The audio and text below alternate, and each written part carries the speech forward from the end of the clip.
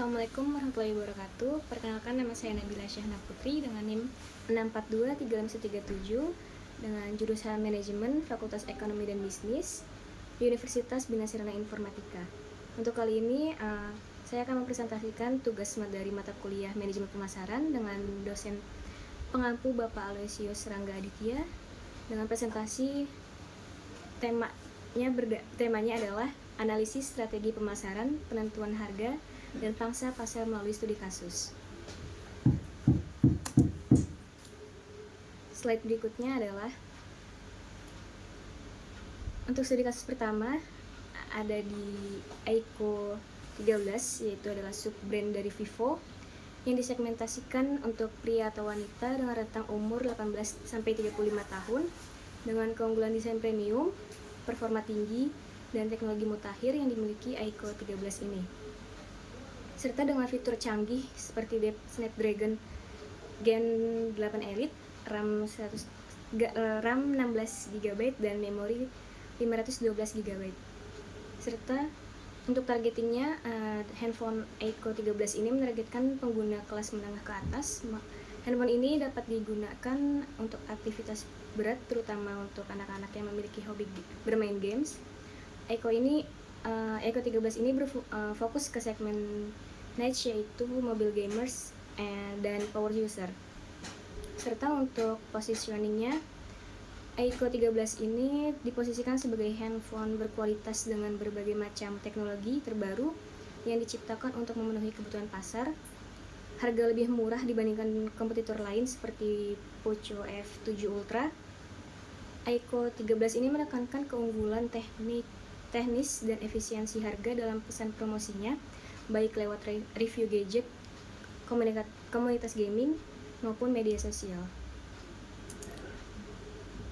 Untuk slide berikutnya, di penetapan harga Aiko 13 versus Poco F7 Ultra. Poco F7 Ultra dan Aiko 13 sama-sama dibekali opsi RAM 12GB dan RAM 16GB dan Snapdragon 8 Elite. Perbedaannya baru terlihat saat membandingkan harga keduanya untuk varian RAM 16GB.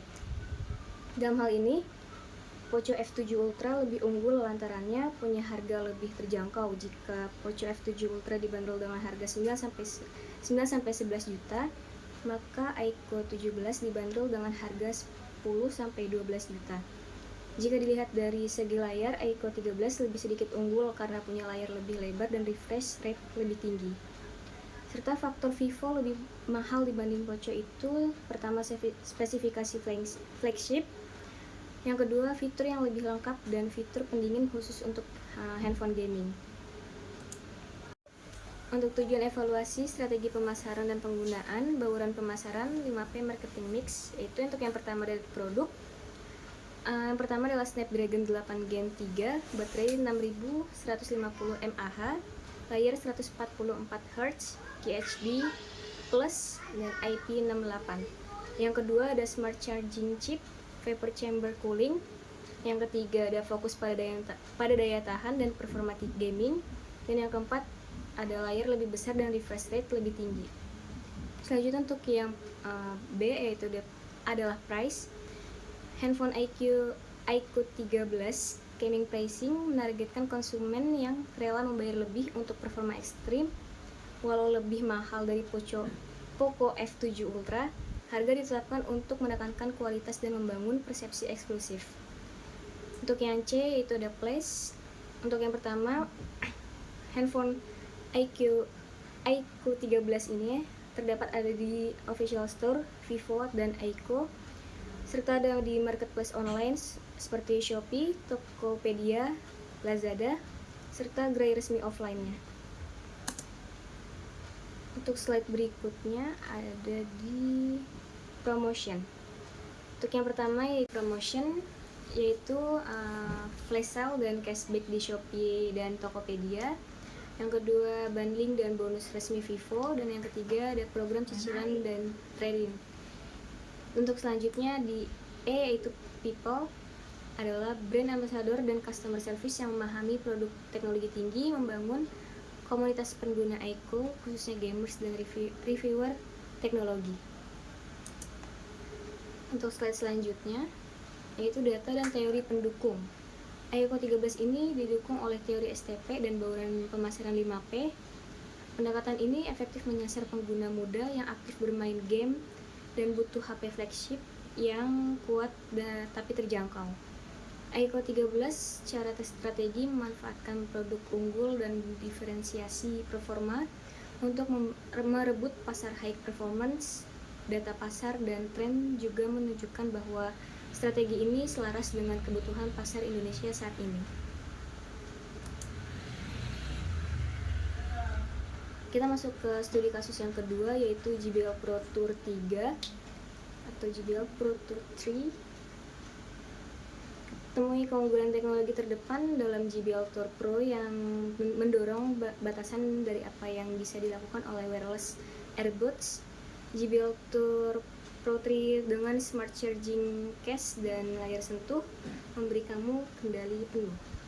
Untuk selanjutnya yaitu analisa strategi STP dan bauran pemasaran JBL. Untuk yang pertama adalah segmentasi.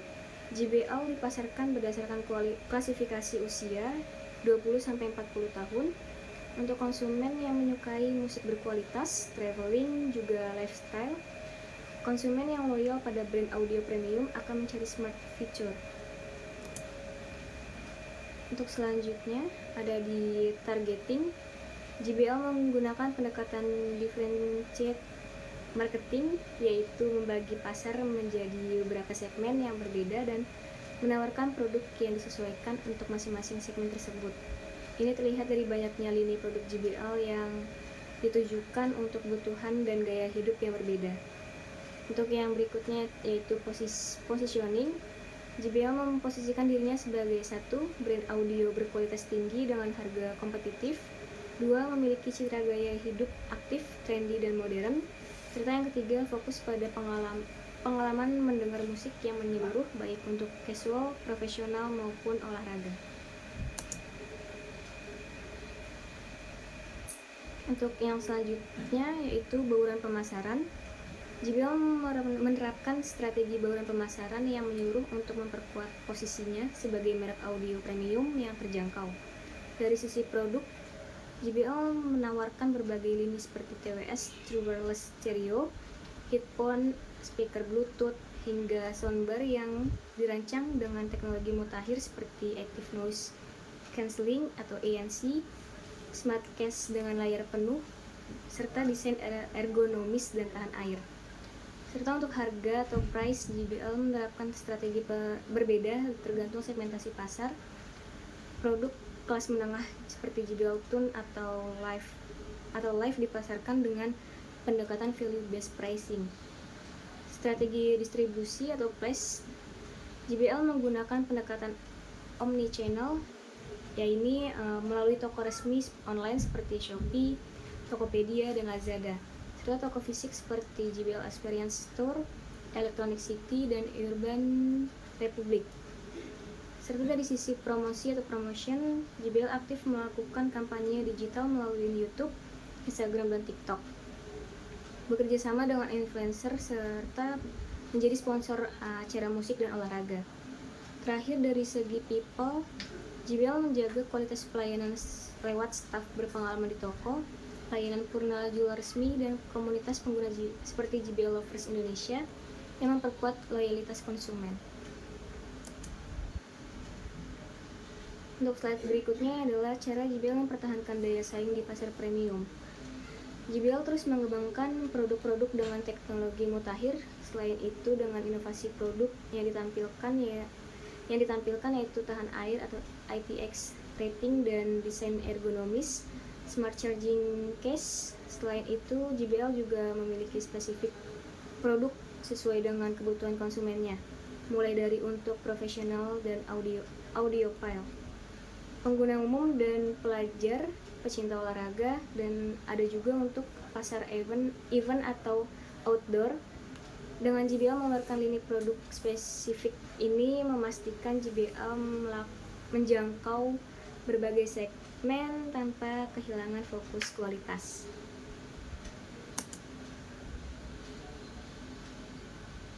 Untuk selanjutnya itu di penetapan harga. Harga dirancang tinggi pada awal peluncuran untuk memaksimalkan keuntungan dari konsumen awal atau early adopters, lalu turun perlahan seiring waktu, membangun persepsi eksklusivitas dan kualitas tinggi. Selanjutnya itu faktor yang mempengaruhi persepsi konsumen. Pertama adalah brand equity, kekuatan merek.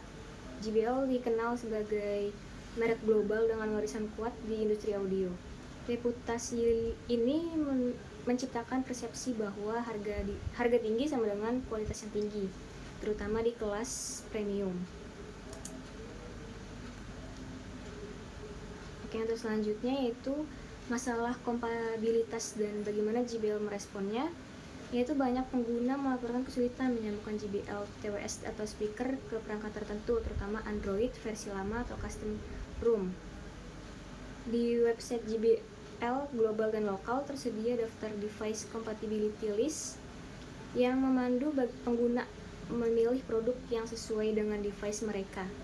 Ada juga FAQ dan video troubleshooting yang membantu pengguna menyelesaikan masalah umum pairing atau koneksi satu sisi.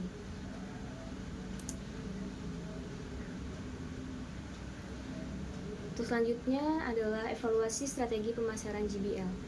Strategi pemasaran JBL dinilai kuat, adaptif, dan konsisten dengan pasar yang disasar.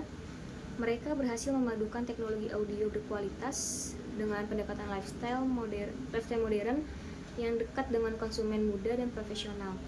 Meskipun menghadapi tantangan dari sisi harga dan teknis, JBL mampu merespon dengan inovasi layanan dan komunikasi merek yang efektif. Dengan bauran pemasaran yang jelas, promosi agresif berbasis lifestyle, dan kualitas produk yang kompetitif, JBL tetap menjadi salah satu brand paling relevan dan unggul di pasar audio premium saat ini.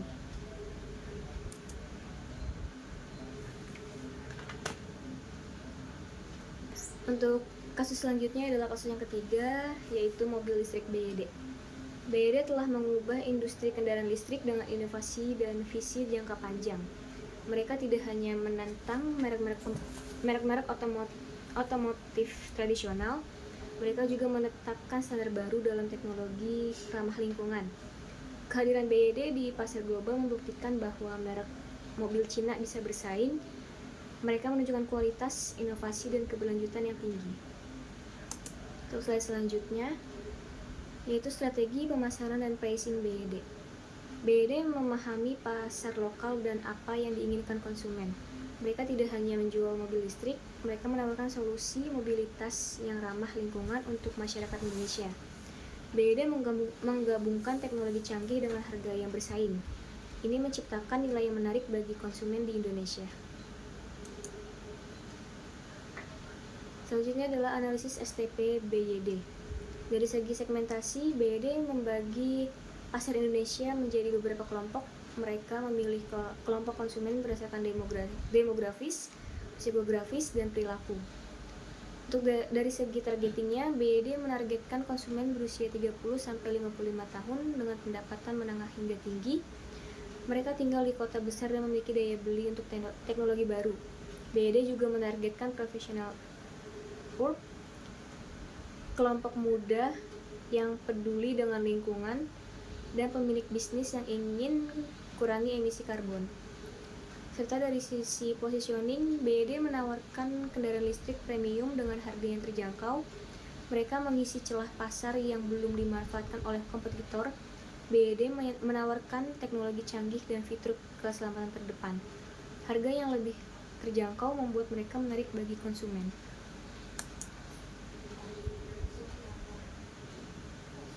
Untuk data penjualan, strategi penerapan harga, dan langkah diferensiasinya.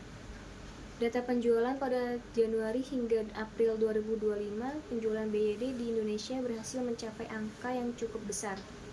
Berdasarkan data Gaikindo, wall sales BYD di 4 bulan pertama mencapai 9.214 unit atau 3,6% dari total pasar nasional. Strategi penetapan harga dan nilai kompetitif BYD menonjol di pasar EV Indonesia karena strategi inovatifnya. Mereka menawarkan nilai yang menarik bagi konsumen yang ragu-ragu. Pendekatan ini tidak hanya menarik pembeli jangka pendek, tetapi juga membangun fondasi pertumbuhan Indonesia. Strategi distribusi BYD juga menjadi faktor diferensiasi penting. Mereka menjalin kemitraan strategis dengan konglomerat lokal seperti Bahri dan Brothers di Indonesia. BYD menawarkan margin keuntungan yang lebih menarik pada dealer lokal. Ini membangun loyalitas dan komitmen dalam jaringan distribusinya.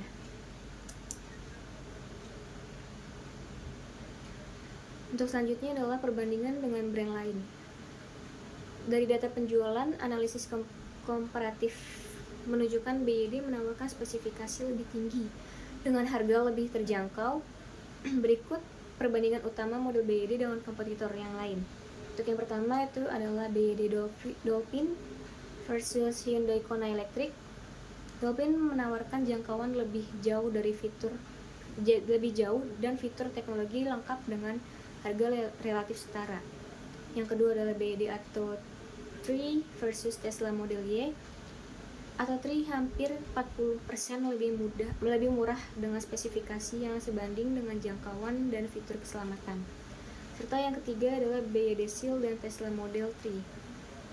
Seal menawarkan jangkauan lebih jauh dan akselerasi yang sebanding dengan harga yang lebih kompetitif. Selanjutnya adalah evaluasi strategi BYD menurut bauran pemasaran. BYD menggunakan strategi pemasaran digital yang komprehensif untuk menjangkau konsumen Indonesia. Mereka memanfaatkan berbagai platform online, termasuk media sosial dan pemasaran konten. Tujuannya adalah membangun kesadaran merek dan mendorong interaksi dengan calon konsumen. Konten digital BYD dirancang untuk mengedukasi dan menginspirasi. Mereka fokus pada keunggulan teknologi kendaraan listrik mereka. Video tutorial, infografis informatif, dan artikel blog mendalam menjelaskan manfaat kepemilikan EV dan teknologi inovatif BYD. Di media sosial, BYD aktif membangun komunitas online yang bersemangat. Akun Instagram dan Facebook BYD Indonesia memposting konten menarik tentang fitur produk, testimoni pelanggan, dan berita terbaru industri EV. Kampanye hashtag dan konten buatan pengguna mendorong keterlibatan dan memperluas jangkauan digital merek. Selanjutnya adalah kasus keempat, yaitu kebangkrutan Tupperware. Kepala Eksekutif Tupperware, Laurie Goldman, mengatakan produsen wadah plastik tersebut mengalami kerugian karena penurunan penjualan. Permintaan pasar terhadap wadah makan warna-warni juga semakin menurun, serta sempat meningkat saat pandemi. Selain itu, lonjakan biaya tenaga kerja, pengiriman, dan bahan baku seperti resin plastik pasca pandemi juga telah menekan bisnisnya. Untuk selanjutnya, penyebab kebangkrutan berdasarkan STP dan strategi pemasaran yang gagal. Pertama adalah segmentasi awalnya kuat, ibu rumah tangga di era 1950-60-an, tetapi gagal beradaptasi dengan segmen modern seperti profesional dan Gen Z. Yang kedua, targeting masih fokus pada model penjualan langsung atau third parties, padahal perilaku konsumen berubah ke online dan nilai keberlanjutannya. Yang ketiga adalah positioning. Sebagai produk premium plastik rumah tangga terlupakan. Konsumen sekarang menghindari plastik, memilih alternatif kaca dan silikon. Untuk selanjutnya adalah perbandingan Tupperware dengan brand lain. Tupperware yang dahulu menjadi ikon wadah makanan rumah tangga di Indonesia kini menghadapi persaingan ketat dari berbagai merek lokal maupun global. Salah satu pesaing terkuat adalah Lock & Lock asal Korea Selatan yang dikenal karena inovasi sistem pengunci 4 sisi dan beragam pilihan bahan seperti plastik, BPA-free, kaca, dan stainless steel. Lock & Lock unggul dalam hal desain modern dan distribusi luas di toko-toko retail seperti AC Hardware, serta marketplace seperti Shopee dan Tokopedia. Sementara itu, merek IKEA asal Swedia juga menjadi alternatif populer, terutama di kalangan milenial dan keluarga muda. IKEA menawarkan produk dengan desain minimalis, fungsional, serta harga terjangkau, seperti seri Pruta dan IKEA 365 Plus yang dijual dalam bundling hemat di toko dan secara online. Untuk slide berikutnya adalah bauran pemasaran Tupperware. Untuk yang pertama adalah produk. Tupperware dikenal sebagai pelopor wadah makanan plastik premium yang tahan lama, kedap udara, dan memiliki desain ergonomis. Produk-produknya dibuat dari plastik berkualitas tinggi dan tahan lama, seperti seri modular Max and Eco Bottle.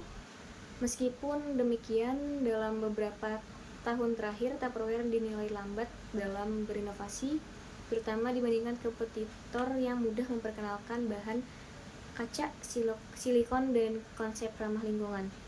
Sementara tren konsumen beralih ke produk eco-friendly dan BPA-free, produk Tupperware masih terlalu bergantung pada produk plastik konvensional. Terus selanjutnya adalah price. Tupperware menggunakan strategi premium pricing atau harga tinggi untuk mencerminkan kualitas dan daya tahan produk. Namun seiring berkembangnya kompetitor dengan harga lebih kompetitif dan fitur serupa seperti Lock and Lock atau IKEA, banyak konsumen mulai merasa bahwa harga Tupperware tidak lagi sebanding dengan nilai yang ditawarkan.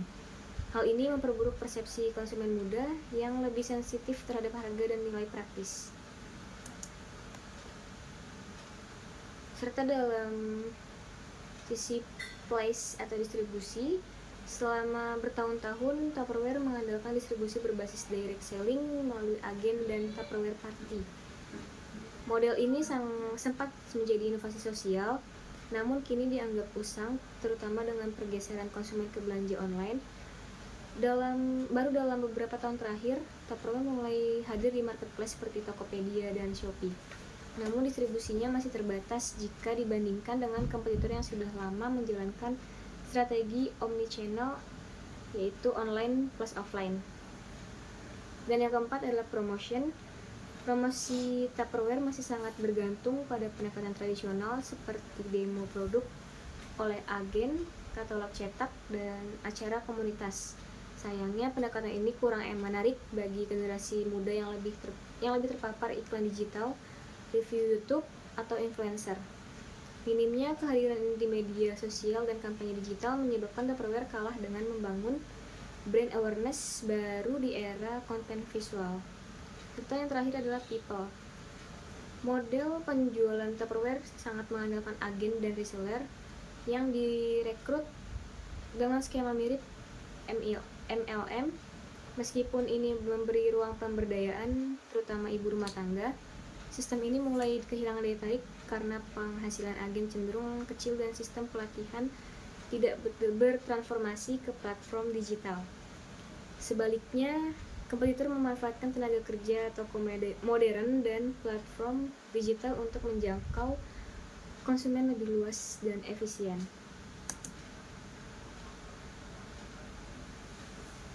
Selanjutnya adalah data pasar Tupperware bangkrut. Tupperware membukukan penurunan pendapatan drastis 102 juta euro kuartal keempat 2020 ke 241 juta euro kuartal keempat 2023 sebelum kebangkrutan. Bersama top 5 lainnya, Tupperware hanya memegang 15-18% pangsa pasar global food storage container yang semakin sangat kompetitif. Tupperware memiliki fondasi produk yang kuat dengan kualitas yang telah teruji selama puluhan tahun. Namun dalam praktik bauran pemasaran 5P, Tupperware gagal dengan beradaptasi dengan perubahan tren dan perilaku konsumen modern. Produk mereka masih berkualitas tetapi minim inovasi dan desain dan bahan yang ramah lingkungan. Strategi harga premium tidak lagi efektif karena banyak kompetitor menawarkan nilai serupa dengan harga lebih terjangkau. Untuk selanjutnya adalah kasus yang terakhir, yaitu kasus kelima, air mineral Aquaviva dari Wings Food. Aquaviva adalah air mineral dalam kemasan dari Wings Food yang berasal dari alam dan telah melalui teknologi 7 tahap nano purifikasi pertama di Indonesia.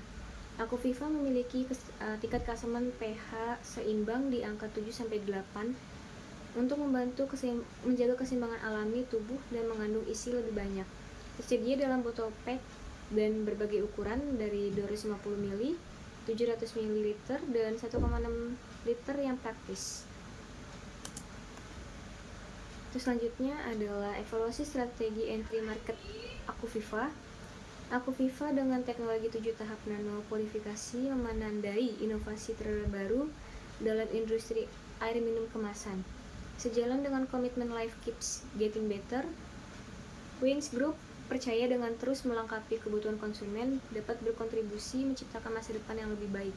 Aquaviva juga berkontribusi dalam upaya keberlanjutan dengan berkolaborasi bersama Plastic Pay melalui Reverse Vending Machine atau RVM dan Dropbox. Botol kokoh menggunakan kemasan PET yang dapat didaur ulang 100% sehingga ramah lingkungan. Brand awareness masyarakat terhadap Wings Group buat orang tertarik dan mau mencoba Aquaviva. Untuk selanjutnya adalah analisa STP Aquaviva. Dalam segi segmentasi, Aquaviva menargetkan segmen pasar mass market. Artinya, Aquaviva menargetkan ke semua kalangan, baik kalangan kelas atas atau kelas menengah ke bawah. Dalam segi targeting, gen milenial atau Gen Z yang aware akan harga dan iklan yang diberlakukan. Serta dalam segi positioning, air berkualitas tinggi, teknologi purifikasi, dengan harga terjangkau dan dengan kemasan yang menarik. Terus selanjutnya adalah Aquaviva menerapkan 5 kunci pemasaran. Yang pertama itu ada Aquaviva memasuki pasar air minum dengan kemasan yang strategi, harga yang agresif. Di Shopee, kemasan 250 ml ditawarkan seharga 1.300 dalam promo. Yang kedua adalah banyak promo menarik seperti kesempatan undian tutup botol atau giveaway. Yang ketiga ada menawarkan nilai premium dalam narasi, namun harga tetap ramah di kantong. Yang keempat ada pasar air mineral, bukan hanya soal kualitas air, tapi tentang kepercayaan, kebiasaan, dan makna. Aquaviva punya model distribusi dan inovasi. Serta yang kelima adalah teknologi Aquaviva bisa dibumikan, didistribusi, dimaksimalkan, harga lebih, dan citra merek dibentuk dengan kuat. Slide selanjutnya adalah keunikan positioning dan teknik promosi. Aquaviva diposisikan sebagai air mineral berkemasan inovatif yang bersih, sehat, berteknologi tinggi dengan harga terjangkau, desain apik, mudah diakses, serta memiliki kontribusi sosial lingkungan. Serta ada perbandingan dari Aquaviva dengan kompetitor lain. Aquaviva diposisikan sebagai air mineral kemasan inovatif yang bersih. Aquaviva menawarkan rasa air yang ringan, sejuk, nyaman, dan cenderung netral, cocok bagi konsumen yang menyukai sensasi menyegarkan tanpa rasa dominan. Sementara itu, sebagai kompetitornya adalah Lime Mineral yang lebih menonjolkan rasa sedikit manis khas dari kandungan mineral alami yang terkandung di dalamnya. Dari segi kandungan mineral, Aquaviva menekankan komposisi mineral yang disebut seimbang, seperti kalsium, magnesium, kalium, natrium, dan juga selenium. Berbeda dengan Aqua yang tidak terlalu menonjolkan kandungan mineral tertentu secara spesifik. Lime Mineral justru menekankan kekayaan mineral alami yang dikandungnya, termasuk kalsium, magnesium, dan kalium, serta bikarbonat, sehingga memberikan cita rasa khas, berteknologi tinggi, dengan harga terjangkau, desain apik, mudah diakses, serta memiliki kontribusi sosial lingkungan. Terus selanjutnya adalah evaluasi strategi pemasaran.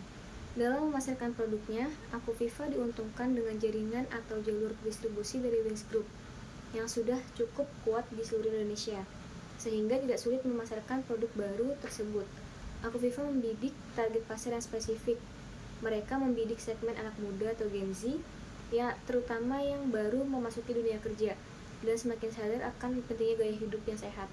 Desain label pun dibikin sesuai dengan selera anak muda, yang kini dibikin lebih menarik dan modern. Aquaviva menjadikan ini sebagai peluang bisnis, di mana sebuah merek dapat masuk dengan solusi baru atau lebih baik daripada kompetitor lainnya. Oke, sekian dari presentasi saya untuk presentasi tugas manajemen pemasaran ini. Kurang lebihnya mohon maaf. Sekian, terima kasih. Wassalamualaikum warahmatullahi wabarakatuh. Bye.